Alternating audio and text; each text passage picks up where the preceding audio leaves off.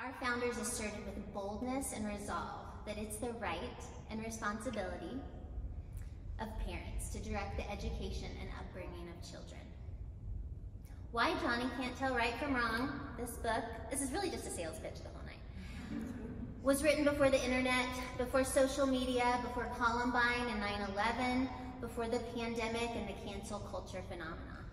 Yet its ideas are as relevant today as ever. Kirkpatrick reminds us in large part that education consists of discovering things we once knew to be true, but forgot. We call it classical education. Rediscovering things we once knew to be true. Mr. Lovely is going to have a little bit more on that here shortly. Through experience, we all know that the best strategies to live the good life are demanding and require hard work. In this case, character education, raising up children to become good, virtuous young men and women, is hard work for the adults and the children. It's hard work and it's worth it. So I'm going to make 3 points tonight with the hope that they will whet your appetite to read the book for yourself.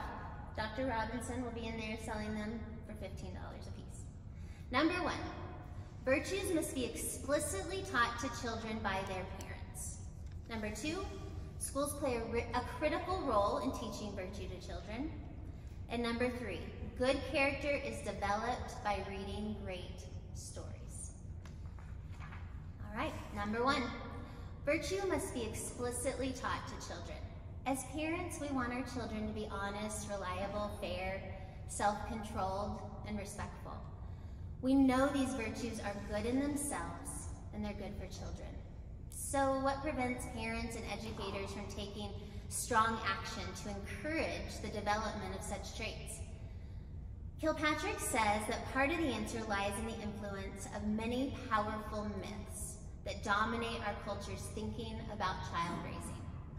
1, the myth of natural goodness. It's a belief about human nature. This is the Rousseauian idea that virtue will take care of itself if children are allowed to grow in their own way. At the end of the day, the debate on human nature, whether humanity is innately moral or immoral, is truly one of the biggest divisions in our society. Where we land on this issue will inform most everything we believe and how we live. The tried and true method of character education, whether taught at home or in school, is again based on the idea that there are traits of character children ought to know. Children learn by example.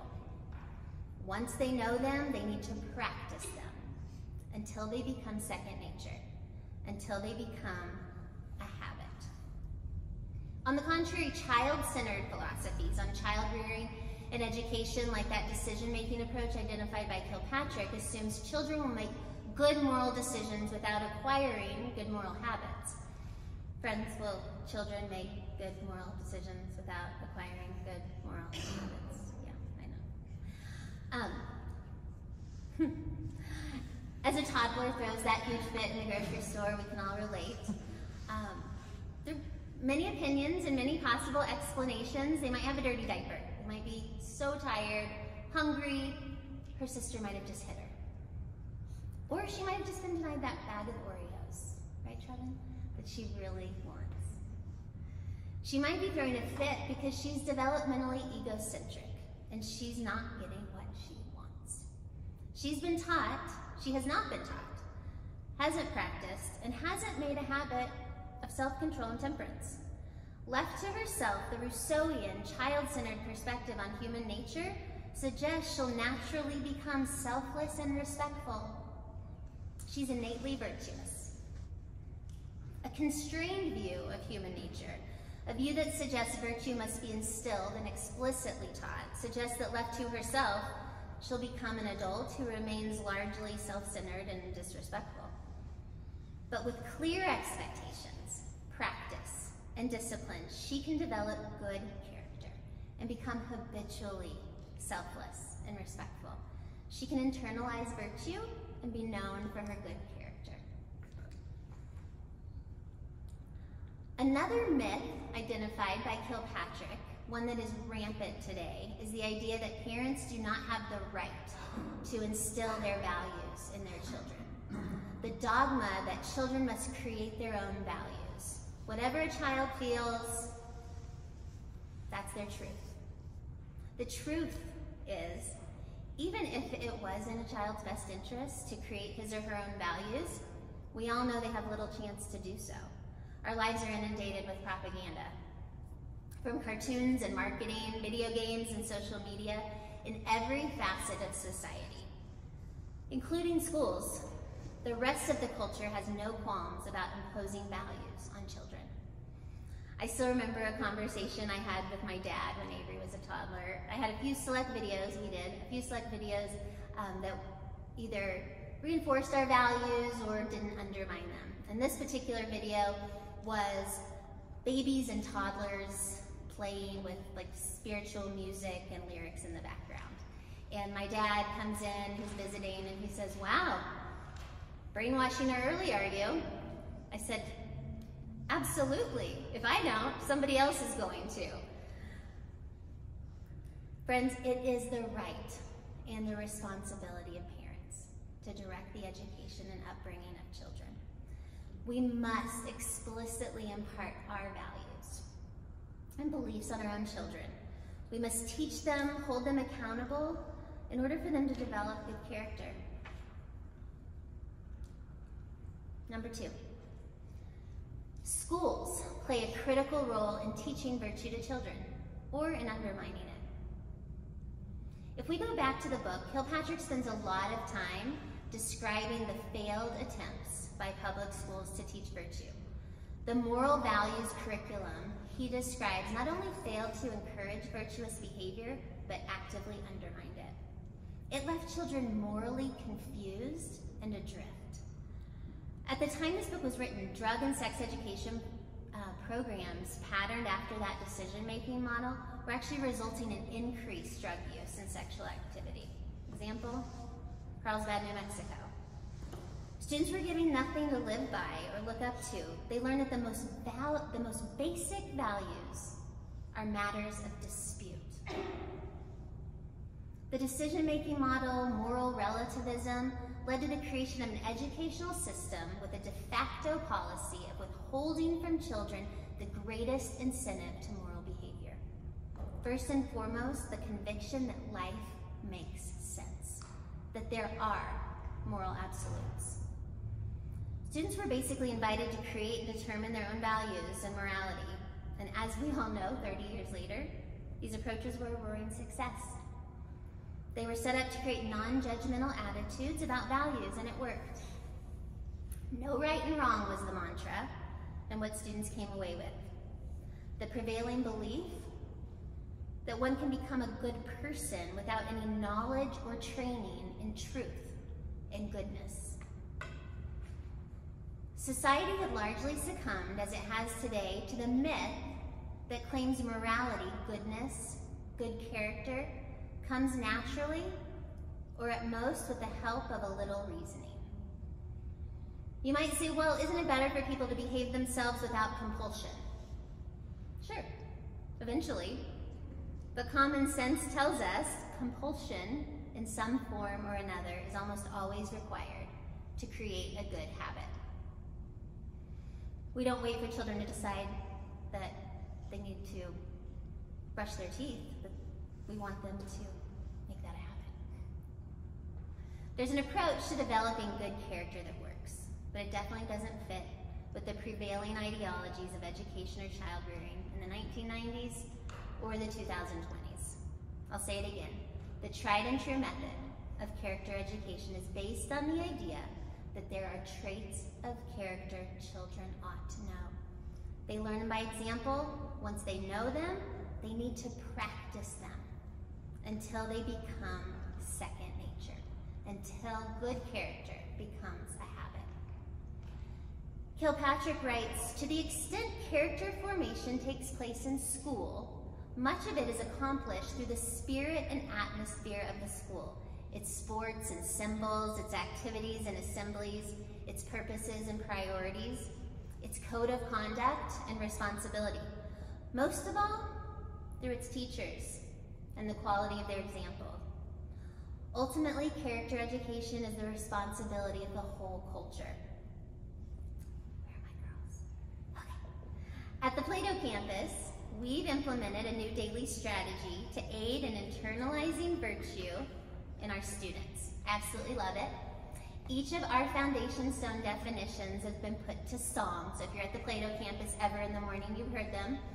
They were put to song by our brilliant music teacher, Mrs. Amy Clemens. And during morning announcements, in addition to reciting the Pledge of Allegiance,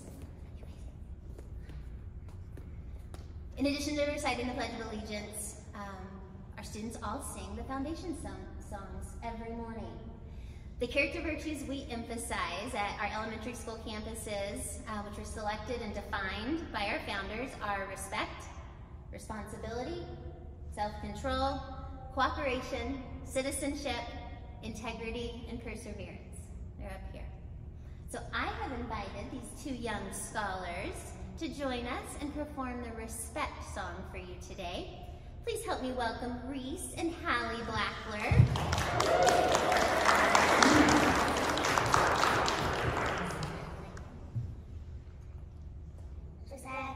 Respect, showing consideration for others and their property, listening to, and following instructions of those in authority, honoring others, following the golden rule, being courteous and polite.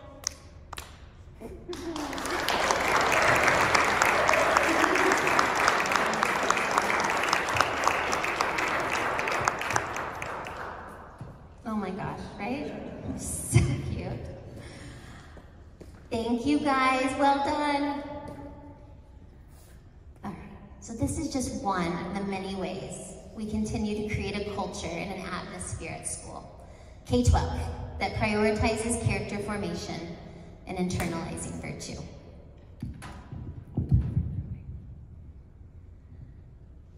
Kirkpatrick also said, too many schools are too permissive.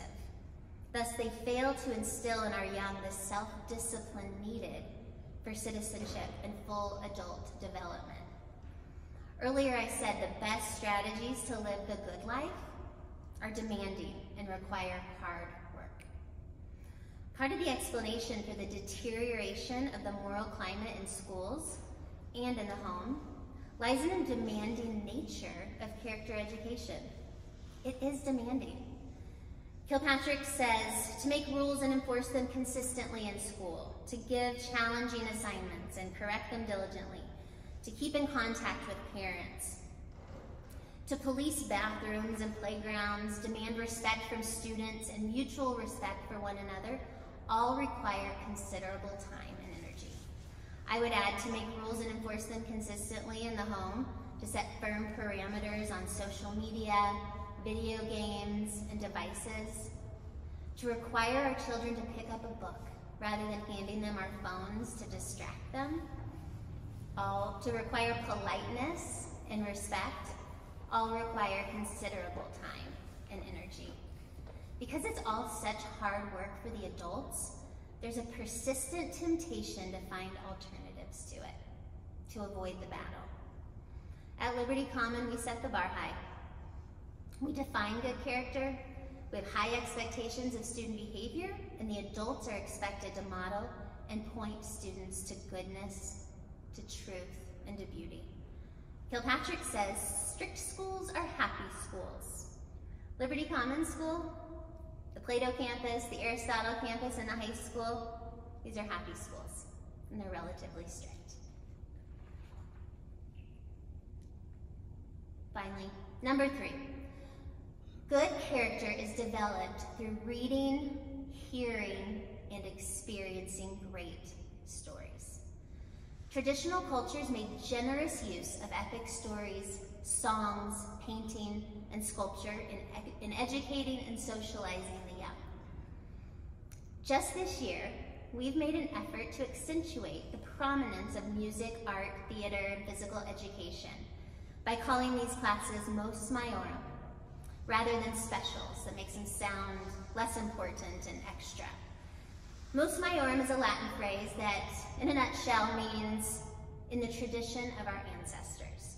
If you think of a wheel, Mos maiorum is like the hub, connecting and integrating all other aspects of education and life. Kirkpatrick said, in recent decades, educators have turned a deaf ear and a blind eye to the crucial role of music, art, and story in moral formation, leaving these powerful influences almost entirely in the hands of the entertainment industry, which has in effect become the real moral educator. Stories help to make sense of our lives. Plato believed children should be brought up in such a way that they would fall in love with virtue. He said, it's up here, it's on the wall over there, shall we just carelessly allow children to hear any casual tale, which may be devised by casual persons, and to receive into their minds ideas the very opposite of those which we should wish them to have when they are grown up? We cannot.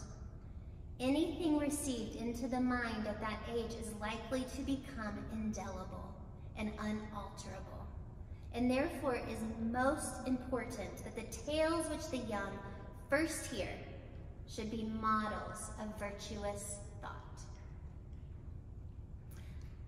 Parents, spend lots of time reading great stories to your children. I'll be honest, I didn't totally get this when Avery was in elementary school. I certainly believed in the mission of the school. I was working here. She started at Liberty in 2nd grade. I bought into the idea of reading and more reading long before she started at Liberty. And I read a lot to Ames when she was young, but I didn't fully understand the value of reading aloud as family leisure once she was able to read on her own. So I'm grateful for the many great books she's read as part of our K-12 curriculum.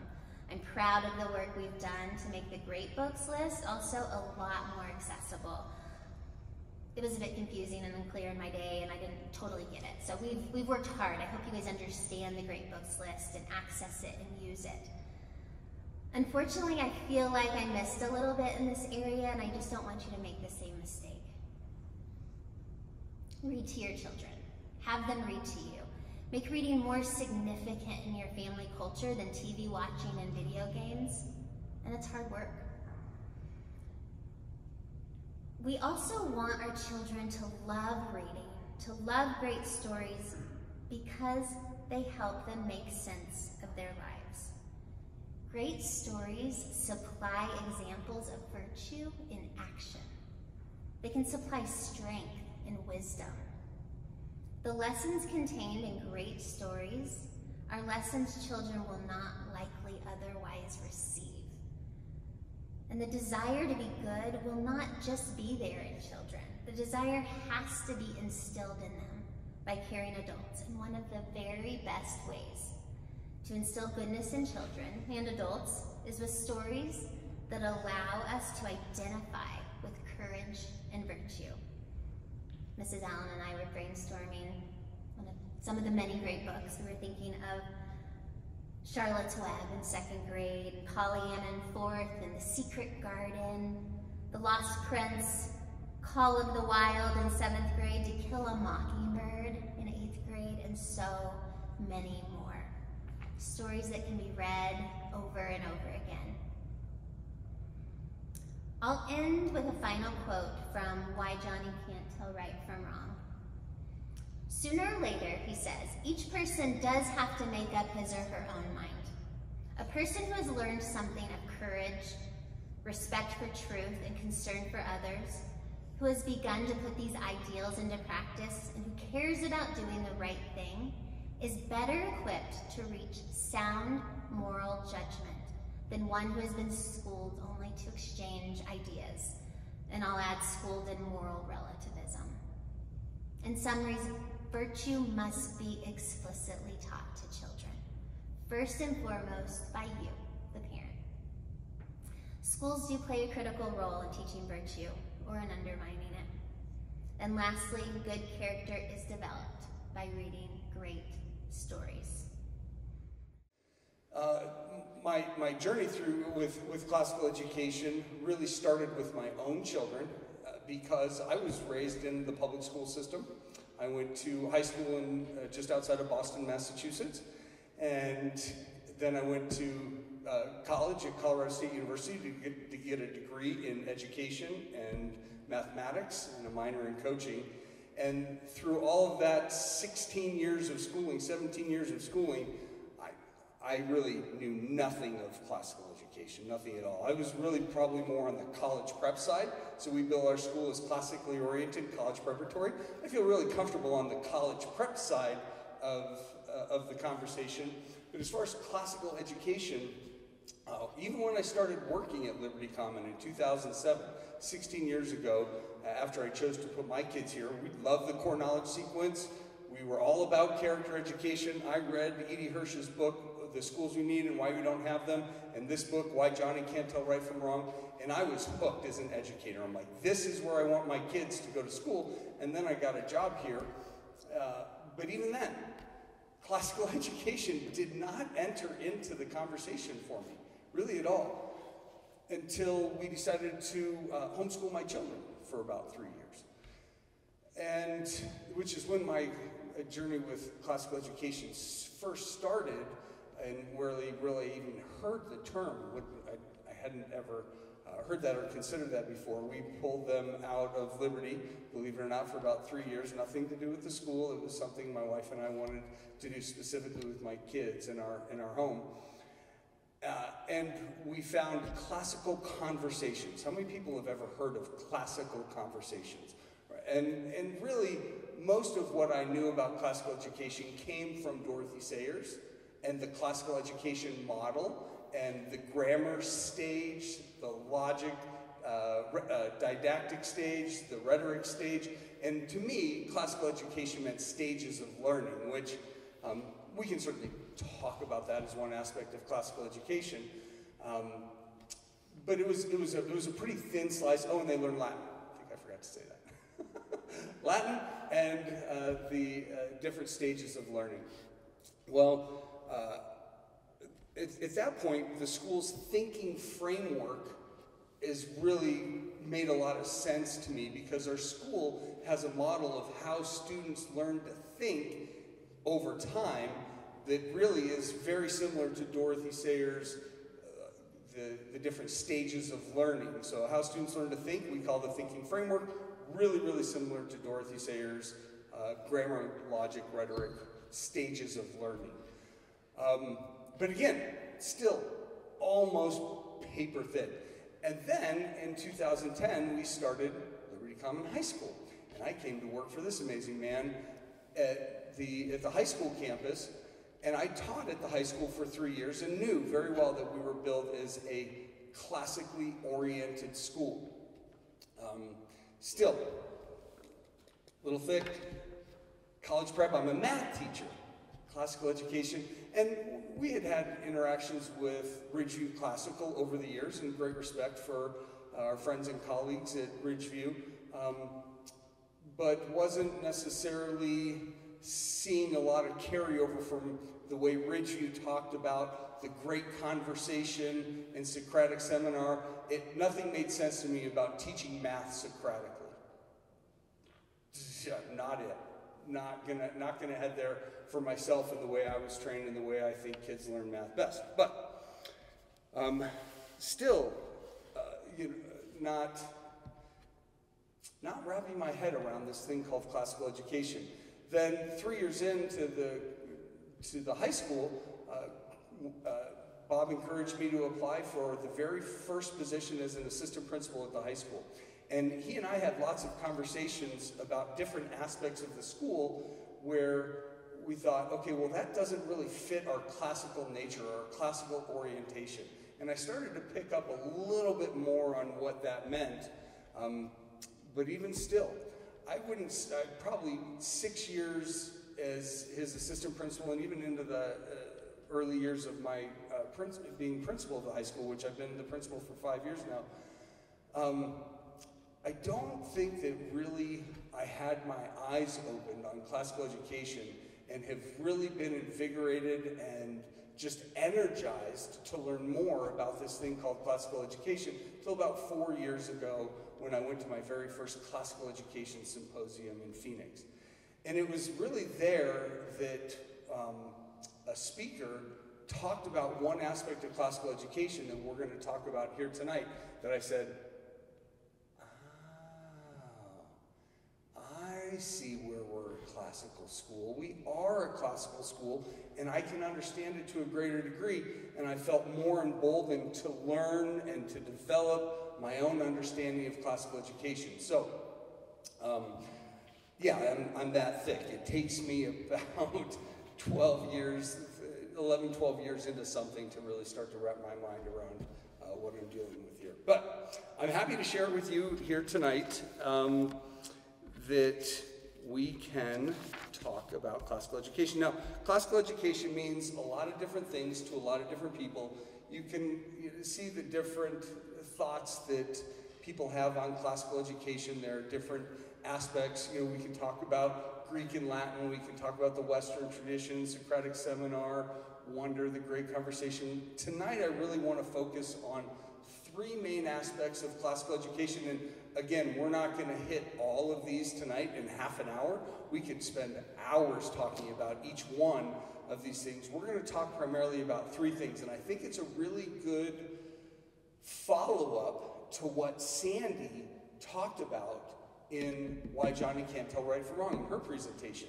Because I don't know about you sitting there, I'm sitting over there and I'm thinking, why in the world would anybody do school differently? That makes so much sense as an approach to educating young children to do it the way that Kirkpatrick describes in Why Johnny Can't Tell Right from Wrong. It makes so much sense. It's common sense. Why would you do anything differently than was described here earlier? It's beautiful. It's remarkable. Well, there's a really good answer to how that all happened and where we are right now in our modern public education system. And even it's creeping into other education systems, private education. It is even so pernicious that some of these broken ideas are creeping, and it's so ironic, but they are creeping into classical or classically oriented schools all around the country. What in the world is going on? So, we're going to spend some time and we're going to talk about how classical education is old. That's a really important word. And in particular, anti-experimentation. When I think about these two beautiful souls that were standing up here singing that glorious song and thinking about people experimenting on them with bad ideology and bad ideas, that makes me angry.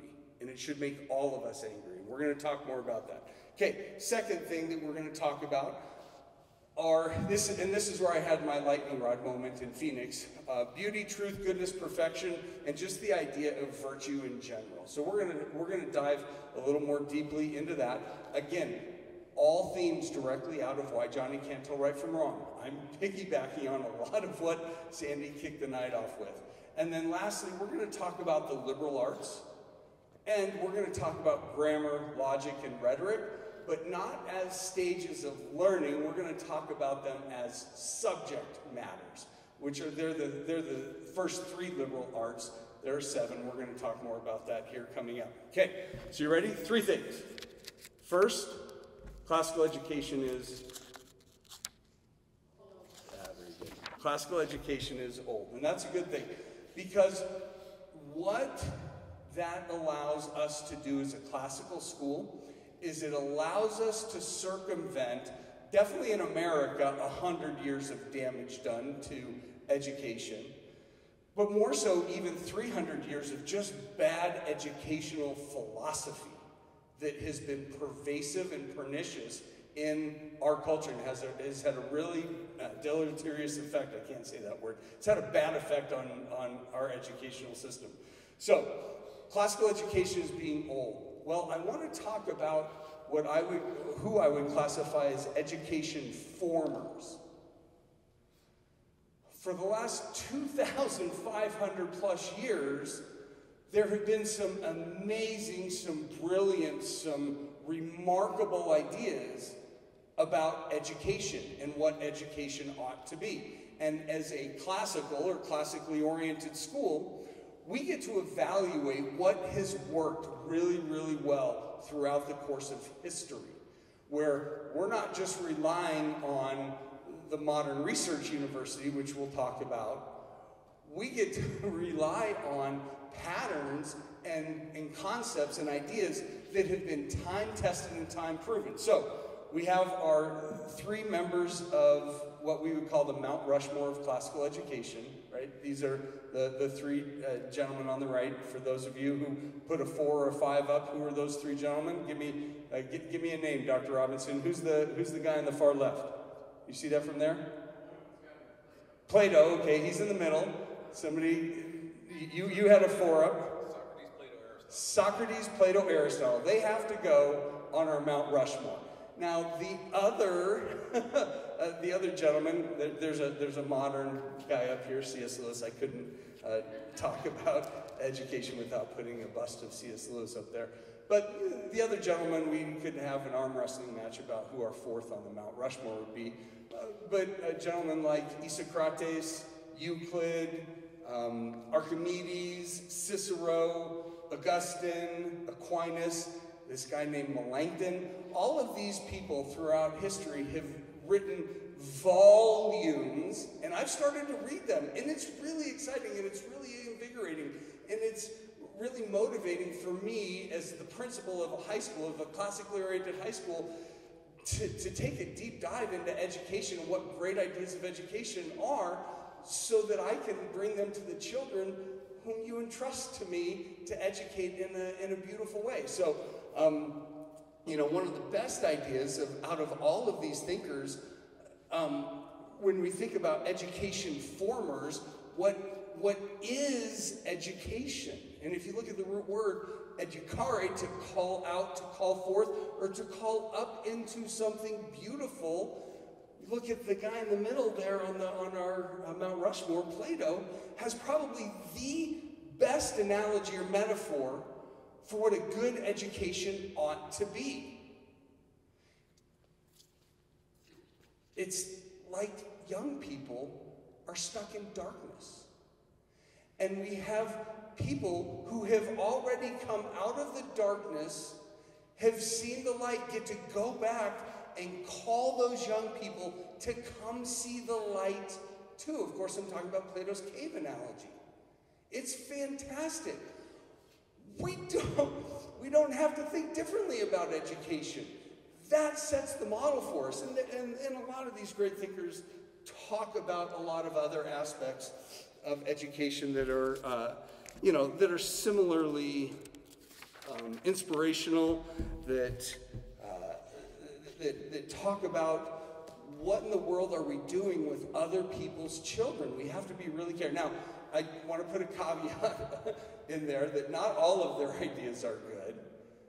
Plato's the same guy that said parents ought to turn their kids over to the state for the state to raise them. That's not a good idea.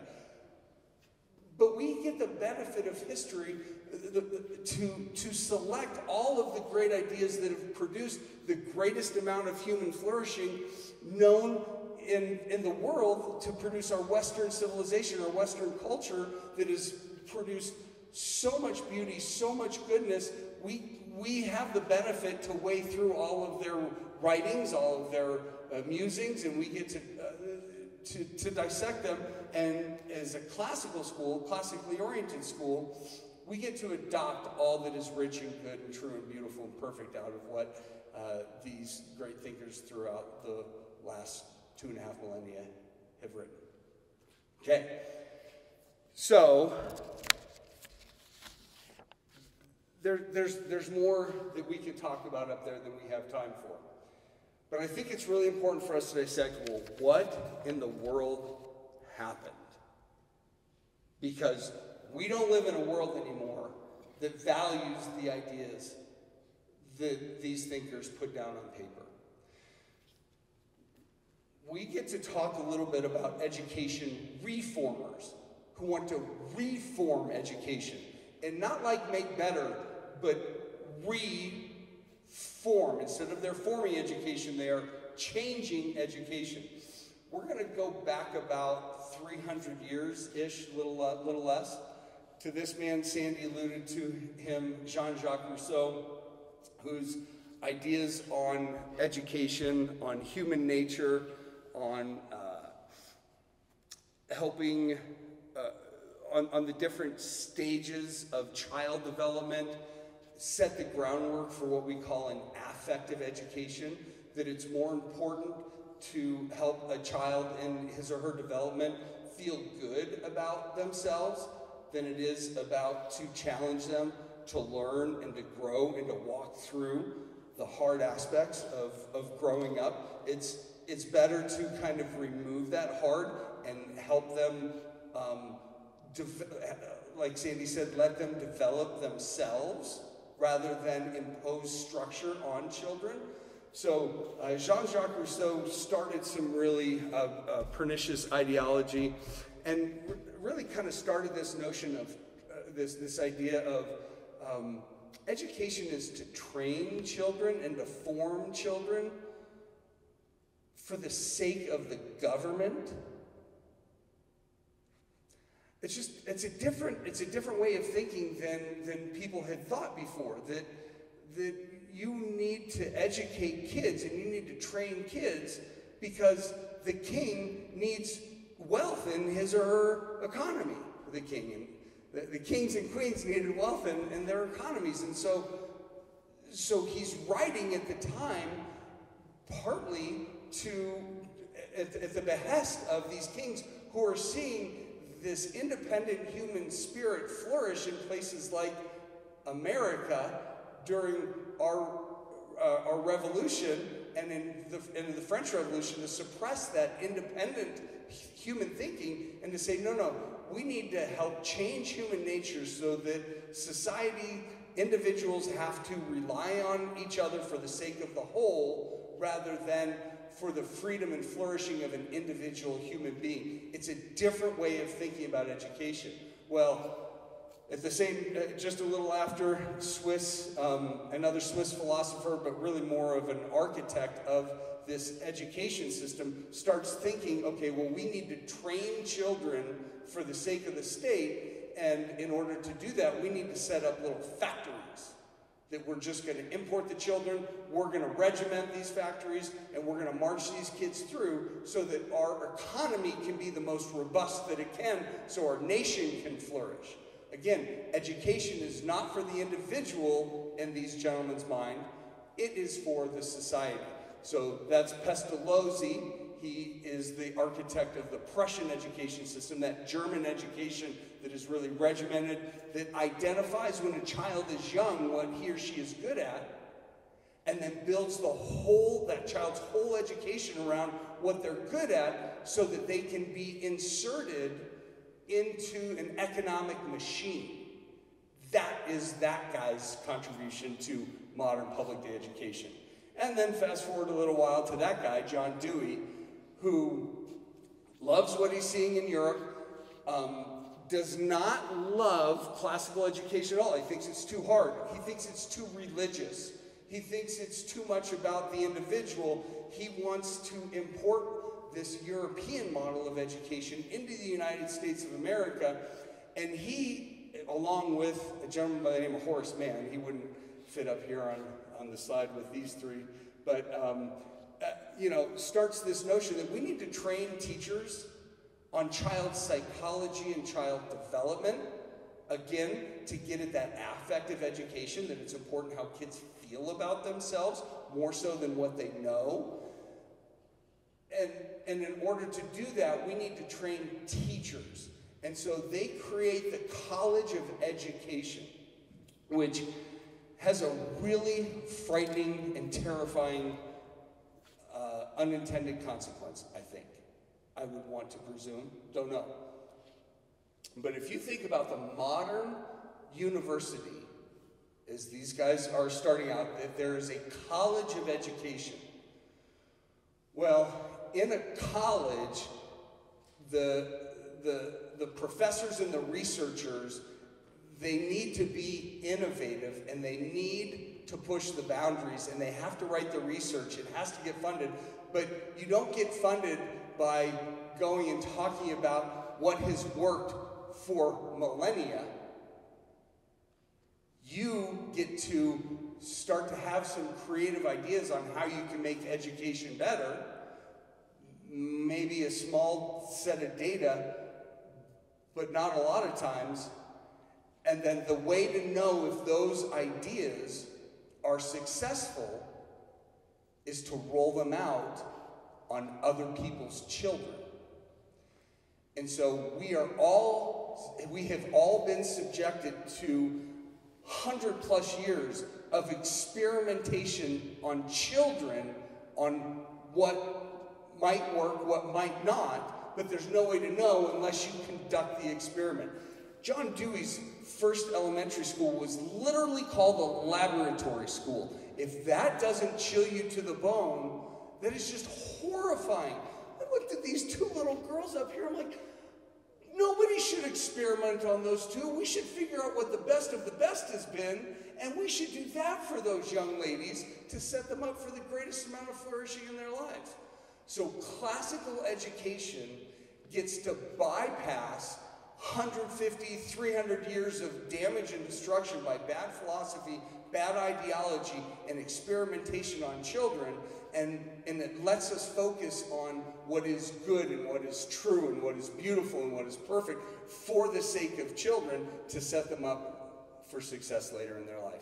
So I would say classical education is allows us to capture the best ideas for the sake of the individual to set themselves up to be free and prosperous. Okay. Second way, and these are all interrelated, is that classical education aims to form virtuous citizens. This notion that virtue is, as Sandy was describing, can be taught and can be trained in children. This is where I had my lightning rod hit me in Phoenix, was when the speaker was saying the thread that weaves all classical schools together is the study of virtue and the pursuit of beauty, truth, and goodness. And I was sitting in my seat and I was like, oh my gosh, that is literally printed on every single wall in my school. We're a classical school, ladies and gentlemen, because we get to talk about those ideals on a daily basis. Our founding forefathers knew this. They knew that our nation was really founded to be to capture the best minds from a virtuous citizenry. Benjamin Franklin, right? We're here at the Junto. We're here at his event, his namesake event. Said only a virtuous people are capable of freedom. You can't live free lives. Otherwise, as nations become corrupt and vicious, they have more need of masters. When I look at our city ordinances, it sure looks like we have need of a lot of masters to tell us when to shovel the snow off of our sidewalk, whether or not we can have backyard fire pits, what sort of license we need to get for our dogs or our bicycles. I go, boy, it sure feels like we have a lot of masters in our culture right now. Why? Because we don't have a virtuous citizenry. Nobody's training kids in virtue anymore. If we're virtuous, we don't have to have laws and rules and regulations and bureaucracy to keep us all in check because we'll be there already. And so I think the training in virtue is really important. So as a classical school, we talk a lot about moral formation, primarily through character education. Sandy hit a lot of this for me already. So we obviously didn't coordinate well enough on our presentations. But character education and training through habituation, that is really the bedrock of our school of how we're setting our students up to have a good foundation, understanding of virtue, and inclining students' hearts towards beauty, truth, goodness, perfection. This is our ultimate goal with our keystone virtue of wisdom. Both are important. For students to understand and be inclined toward beauty, truth, goodness, and perfection. We're not just giving them the knowledge, which we are, but we're working to train the appetites. We want to train them what is good to love, that which is good to pursue. If we can set them on, if we can help them chart a course for themselves to determine where they're on their own individual quests, as children graduate, as young people graduate, if they are on a quest to find truth, to find beauty, to find goodness, to find perfection in this world, they're gonna be just fine. Because they're going to be hungry for and thirsty for those things, and they're not going to settle for anything less. That's what we want to do. One of the ways we do that is literature, history, good examples, good role models. So much so that we named our whole house system around our cardinal virtues, the capstone virtues of prudence, temperance, justice, fortitude, gratitude. If we can train kids to believe that those things exist and to make them hungry and thirsty for them and deploy them in their own lives, we win. We win. We don't need to train them for a job. They're going to figure that out. We want to fill them with knowledge. Filling them with knowledge and an understanding of virtue, they will be just fine whatever path they choose. But if we train them for a job, you don't necessarily get the other. And then lastly, most maiorum, the tradition of our ancestors, that is just a really important piece when we talk about Latin, when we talk about music, when we talk about art, when we talk about physical education, right? These are things that are not being taught because, you know what? They're not on the state test, are they? And so for us as a classical school, we get to focus on these beautiful subjects, which leads me to the last key thing on classical education. Again, we could talk about a lot of different aspects of classical education. I haven't touched on Western tradition or Latin and Greek or the great conversation, although we'll get there a little bit. But when we focus on learning, what we're teaching children really matters. And if you're just focused on job training, you've got a very narrow slice. So there is a resurgence in classical education in America right now. There is a hunger and a thirst for it because people are starting to wake up and realize that things are broken with our public education system. And they're starting to ask really good questions. So there are a group of modern-day scholars that have assembled themselves to talk about classical education and what classical education is. And so the National Council for Classical Education came up with this definition, which I love. It says, beginning in wonder. I love that. Beginning in wonder. Classical education nurtures the intellectual, moral, aesthetic, and physical capacities of students with a rich and ordered course of study. What we're teaching them is really important. Grounded in the traditional 7 liberal arts: grammar, logic, rhetoric. Those are subjects to learn. I know Dorothy Sayers took them and made them into stages of learning, and I get that, and that there's an aspect of reality that exists there, for sure. But those are subject areas. And then that we call the trivium. Those are the 3 first subject areas of the liberal arts, which, if you look at the root of that word liberal, liberty, freedom, these are the courses of study that produce freedom in human lives. And then that's followed by the next four, the quadrivium, which are arithmetic, music, astronomy, and geometry. Those are the four subjects of the quadrivium. So classical education is grounded in the traditional 7 liberal arts and leading through language, literature, history, mathematics, natural sciences, fine arts, and philosophy. Premised on the pursuit of truth, goodness, and beauty, classical education aspires to transmit our inherited cultural endowment of wisdom and excellence to successive generations, thus cultivating virtuous neighbors and citizens. Friends, that is powerful. Versus, I heard from a superintendent's mouth on a stage to a room full of administrators and educators in the state of Colorado 3 years ago, from a superintendent's mouth, that the purpose of his job, the purpose in his district, the purpose of education, word for word, he said, what we are doing is we are training young men and women to contribute to our American economy by giving them workable skills, to give them skills for the workforce. Out of his mouth. He's sitting on stage with Edie Hirsch. I thought Edie Hirsch was going to have a heart attack when he heard that. Like, what are you talking about? I love this. I don't love this. That looks grotesque to me.